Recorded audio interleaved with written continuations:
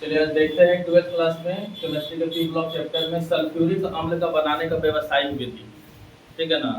Sulphuric अम्ल बनाने की व्यावसायिक विधि जो है ये 12th क्लास में आपको 5 नंबर के प्रोसेस में पूछता है।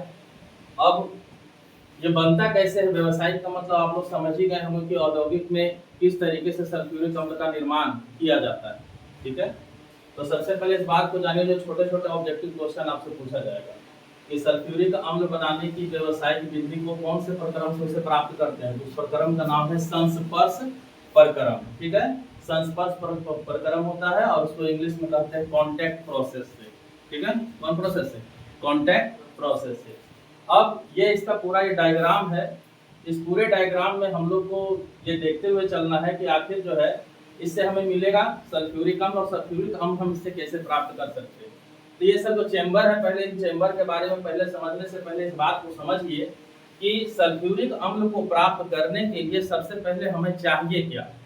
तो उसके लिए हमें चाहिए सल्फर डाइऑक्साइड। क्या चाहिए? Sulphur dioxide. यानी सल्फर डाइऑक्साइड की सहायता से हम H2SO4 का निर्माण कर सकते हैं। उससे पहले सल्फर डाइऑक्साइड हम प्राप्त किससे करेंगे? तो आंसर है जो सल्फर के अयस्क होते हैं, सल्फर अयस्क, सल्फर के जो अयस्क होते हैं उससे हम सल्फर डाइऑक्साइड को प्राप्त करेंगे। जैसे सल्फर हो गया और ऑक्सीजन की उपस्थिति में उसे हम जलाएंगे, जलाने के बाद उससे सल्फर डाइऑक्साइड प्राप्त होगा। या तो फेरिक सल्फेट को ऑक्सीजन की उपस्थिति में जलाएंगे तो भी सल्फर डाइऑक्साइड प्राप्त होगा। तो हम लोगों ने 10th क्लास में एक चीज पढ़ा, एक चीज ये पढ़ा है 10th क्लास में कि ऑक्सीजन की उपस्थिति में किसी भी पदार्थ को अगर जलाया जाता है तो उस प्रोसेस को हम दहन करते हैं। और दहन की परिस्थिति में दो चीज होती है, एक निष्कापन होता है और एक भंजन होता है। ठीक है, तो यहाँ पर जो सबसे पहले है, जो सल्फर डाइऑक्साइड को प्राप्त करने के लिए हम लोगों ने एक सल्फर का बर्नर लाया है। इस सल्फर के बर्नर्स में इधर से जाएगी वायु और इसमें हम लोग सल्फर या फेरिक सल्फेट के अयस्क को हम इसके अंदर जो है ऑक्सीजन की उपस्थिति में यहाँ दहन करवाते हैं। मतलब इसे सिंपल बात है, इसे जलाते हैं और इसके अंदर में दहन का प्रोसेस चलता है।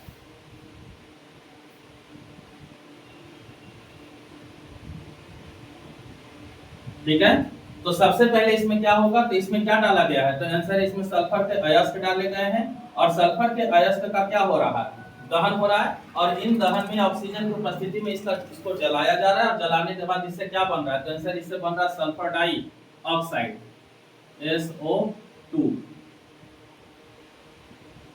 Sulphur dioxide.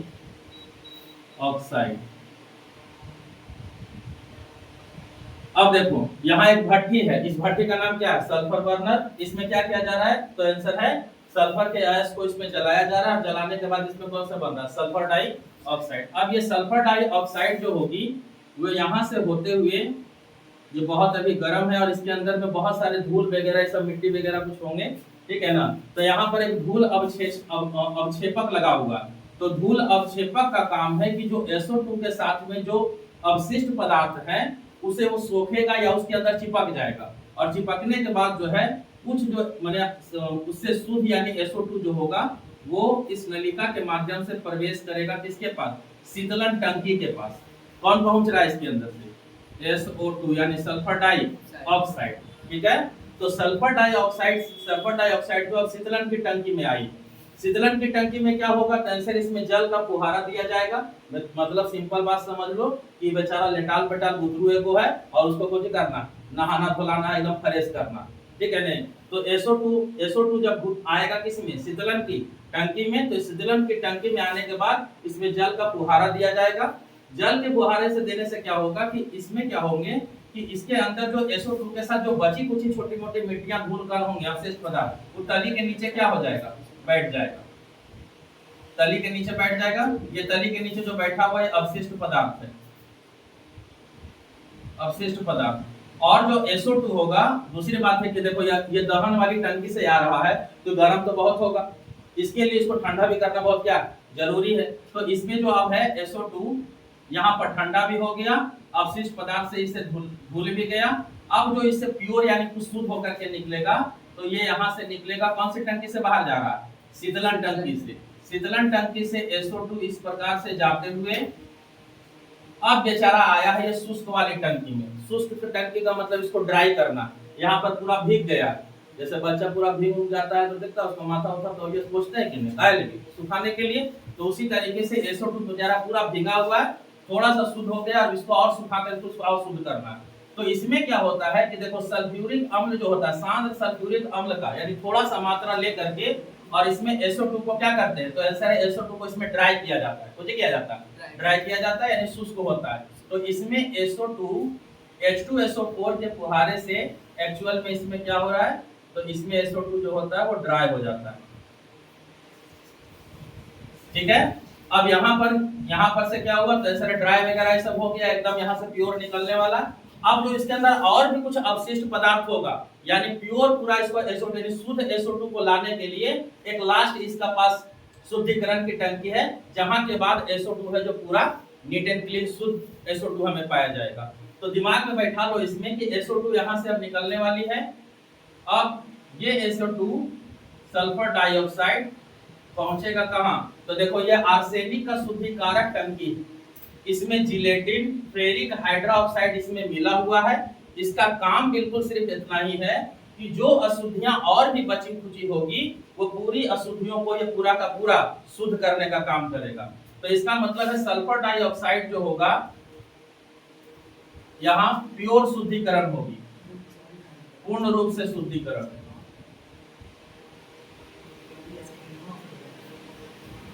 पूर्ण शुद्धिकरण होगा। तो देखो SO2 यहां तक आ गया। अब दिमाग में बैठा लो, देखो यहां से लेकर के सल्फर, धूल अवक्षेपक, शीतलन टंकी, शुष्क टंकी, आर्सेनिक का शुद्धिकारक जो पूर्ण शुद्धिकरण करता है, तो इसमें केवल और केवल यहां से यहां तक के प्रोसेस में केवल सल्फर डाइऑक्साइड का खाली शुद्धिकरण होता है। इसका मतलब है ये हुआ कि बाकी प्रोसेस अभी इन दो टंकियों में बचा हुआ।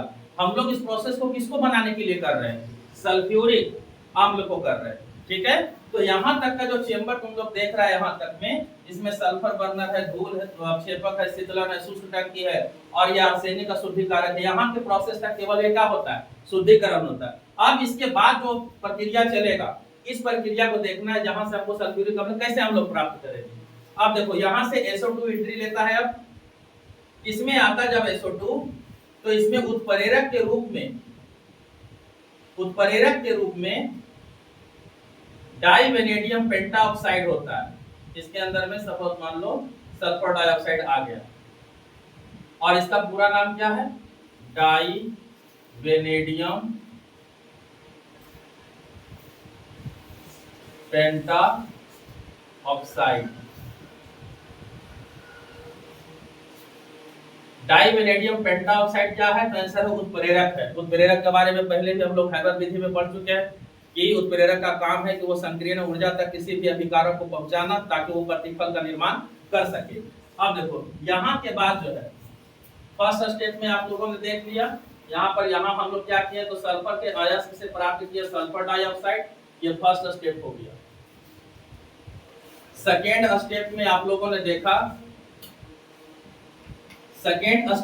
लोगों ने देखा कि सल्फर बर्नर वगैरह इस सब से होते हुए जो है हम लोग जा रहे हैं उत्प्रेरक परिवर्तक टंकी में। ठीक है, तो सेकेंड स्टेप में यानी सेकेंड स्टेप में हम लोग केवल और केवल क्या किए हैं, SO2 का शुद्धिकरण हुआ, शुद्धिकरण। अब थर्ड स्टेप में आइए। थर्ड स्टेप में पहले स्टेप बाय स्टेप समझ लीजिए, उसके बाद लिखाने की प्रक्रिया होगी तो समय लिखा जाएगा। थर्ड स्टेप में क्या होता है कि उत्प्रेरक का जो परिवर्तक टंकी है इसमें सल्फर डाइऑक्साइड आती है और सल्फर डाइऑक्साइड डाइवेनेडियम पेंटाऑक्साइड में उत्प्रेरक की उपस्थिति में इसे ऑक्सीजन के साथ अभिक्रिया कराया जाता है, यानी SO2 को O2 के साथ B2O5 ये क्या है, तो आंसर है ये उत्प्रेरक है। और जब इसके साथ अभिक्रिया कराया जाता है तो ये बनाता है SO3, जिसे हम क्या कहते हैं, सल्फर ट्राई ऑक्साइड। ठीक है, ये थर्ड स्टेप में आ जाइए। और इसके साथ उष्मा भी निकलती है। तो जब उष्मा भी निकलती है तो कौन सी अभिक्रिया होती है यहाँ पर, कैसी अभिक्रिया कहलाएगी? उष्मा क्षेपी अभिक्रिया। ठीक है, फिर से सुन लीजिए। सल्फर डाइऑक्साइड कौन सी टंकी में आई है?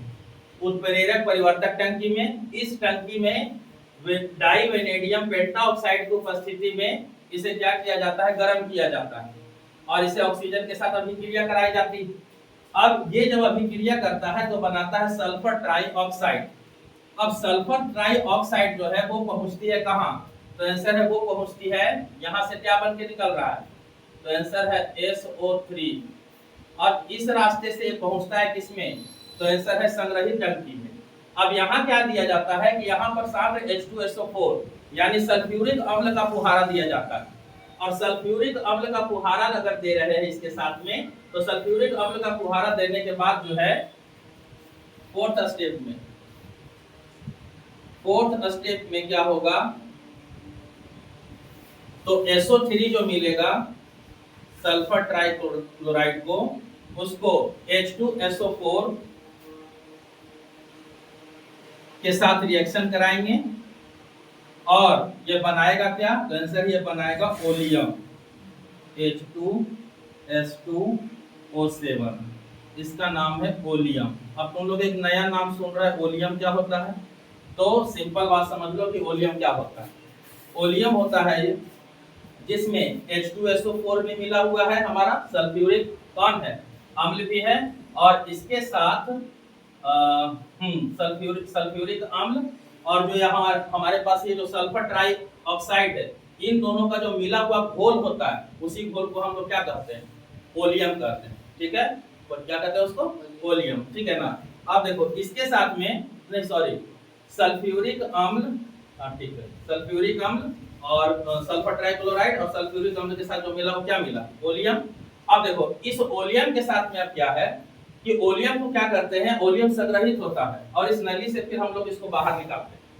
ठीक है, अब यहाँ निकालने के बाद क्या है? उसको हम लोग पांचवा स्टेप में जल के साथ इसको अभिक्रिया कराते हैं, जल के साथ, यानी H2S2O7। और जब इसी जल के साथ अभिक्रिया कराते हैं तो ये हमारा बन के निकलता है H2SO4।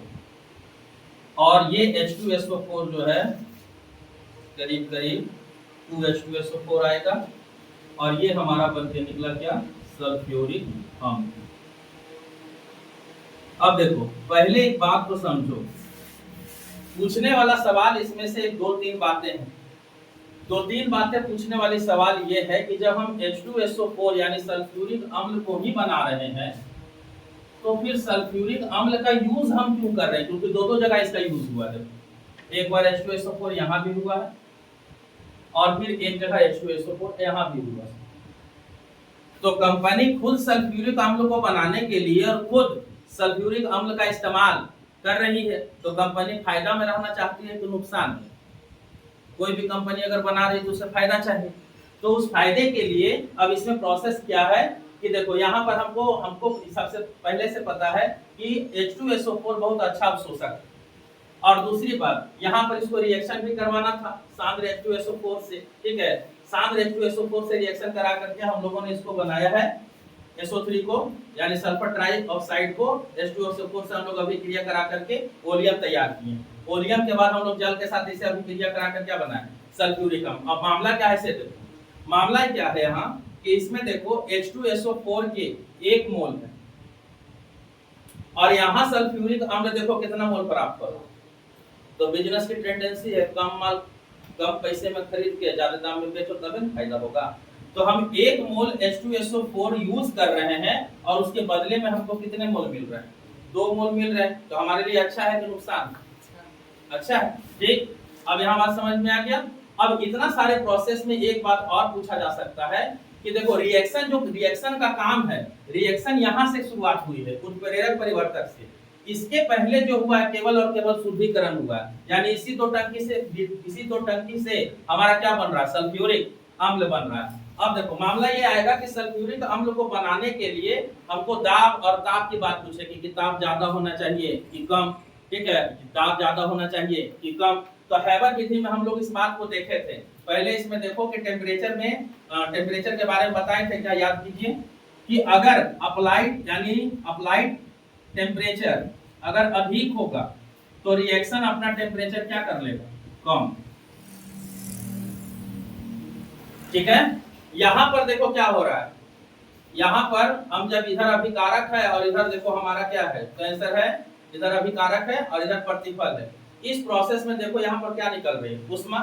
तो इसका मतलब क्या हुआ, इसका मतलब ये हुआ कि रिएक्शन जो है अपनी टेम्परेचर को क्या कर रही है, बढ़ा रही है। तो हम अपना टेम्परेचर को क्या करना चाहेंगे, कम। तो इसका मतलब इसमें क्या होगा, तो आंसर है इसमें ताप कम दिया जाएगा। ताप को क्या रखना, कम। दाब के बारे में क्या बताए थे, दाब के बारे में बताए थे क्या, देखिए इधर 1 मोल है SO2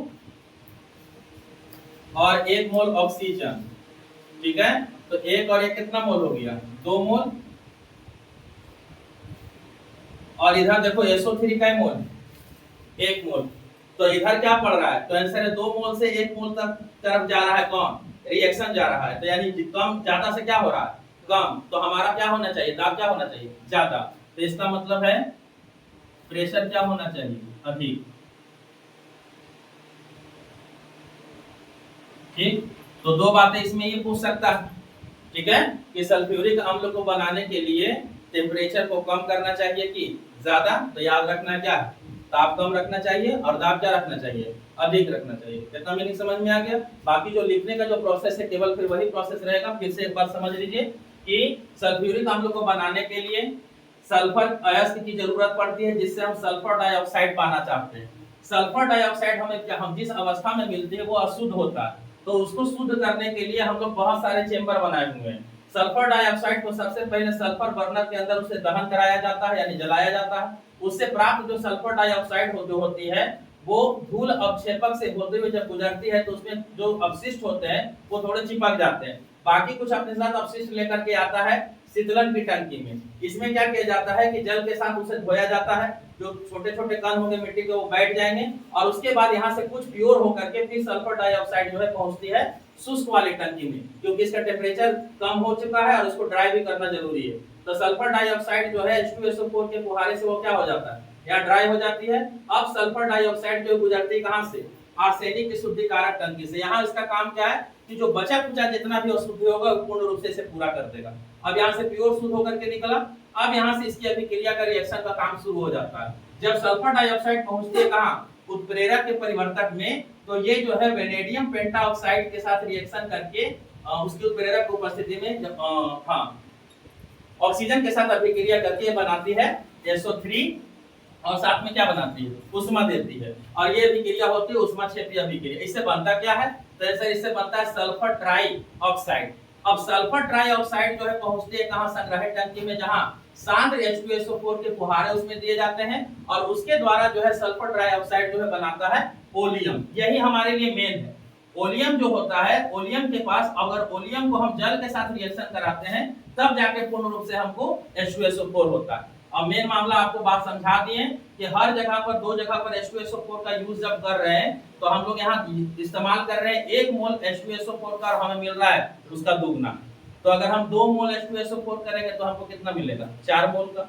तो हमको डबल फायदा होते जा रहा है और कंपनी को भी यही चाहिए, ठीक है। इतना प्रोसेस आप लोग समझ गए होंगे। अगर इसमें कार्य विधि में लिखना होगा तो इसी तरीके का प्रोसेस से आपको 5 स्टेप दिया गया, 5 स्टेप से देख करके आप लिख सकते हैं, ठीक है। बहुत बहुत धन्यवाद।